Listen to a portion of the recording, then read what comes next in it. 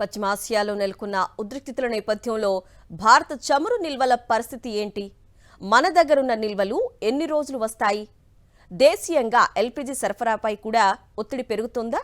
దీనిపై పెట్రోలియం మరియు సహజ వాయువు మంత్రిత్వ శాఖ ఇంధన భద్రతపై ముందస్తు చర్యలు తీసుకుందా? ఈ వివరాలపై సాక్షి స్పెషల్ స్టోరీ. పశ్చిమాసియాలో అభివృద్ధి చెందుతున్న పరిస్థితిని భారతదేశం నిరంతరం పర్యవేక్షిస్తోందని పెట్రోలియం మరియు సహజ వాయువు మంత్రిత్వ శాఖ తెలిపింది. ఇంధన అవసరాల కొరతపై ఆందోళనను తోసిపుచ్చింది. భారత్ తన శక్తి వ్యూహంలో భాగంగా లభ్యత, అందుబాటు ధర, స్థిరత్వం అనే 3 సూత్రాలకు కట్టుబడి ఉన్నట్టు ప్రభుత్వ వర్గాలు తెలిపాయి. యుద్ధం గనక మరో 10-15 రోజులు కొనసాగితే అంతర్జాతీయ మార్కెట్లో ముడి చమురు ధరలు మరింత పెరిగే అవకాశం ఉందని ప్రభుత్వం అంచనా వేస్తోంది. ఫిబ్రవరి 27న $77గా ఉన్న బ్రెంట్ క్రూడ్ ధర మార్చి 3 నాటికి $82లకు చేరుకుంది. పరిస్థితి ఇలాగే ఉంటే ధరలు మరింత పెరిగే ప్రమాదం ఉంది. ప్రస్తుత యుద్ధ వాతావరణం దృష్ట్యా భారత్ అప్రమత్తమైంది. ప్రభుత్వ వర్గాల సమాచారం ప్రకారం ఇండియాలో ప్రస్తుతం 50 రోజులకు సరిపడా ముడి చమురు మరియు ఇతర పెట్రోలియం ఉత్పత్తుల నిల్వలున్నాయి.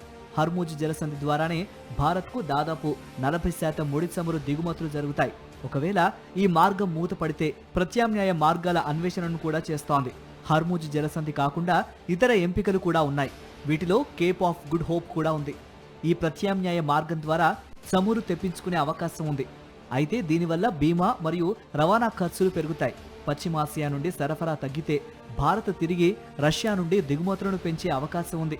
మరోవైపు దేశంలో 25 నుంచి 30 రోజులకు సరిపడా ఎల్పీజీ స్టాక్ ఉంది. కాబట్టి ప్రజలు ఆందోళనతో ముందస్తుగా సిలిండర్లను కొనుగోలు చేయాల్సిన అవసరం లేదని ప్రభుత్వం స్పష్టం చేసింది.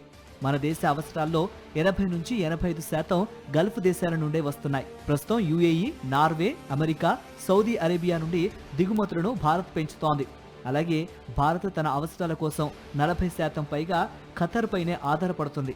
ఇరాన్ డ్రోన్ దాడి కారణంగా ఖతర్లోని ఎగుమతి కేంద్రం తాత్కాలికంగా మూతపడింది. ఇది గనక త్వరగా పునరుద్ధరించబడకపోతే ప్రత్యామ్నాయ చర్యలు చేపడతామని ప్రభుత్వం తెలిపింది.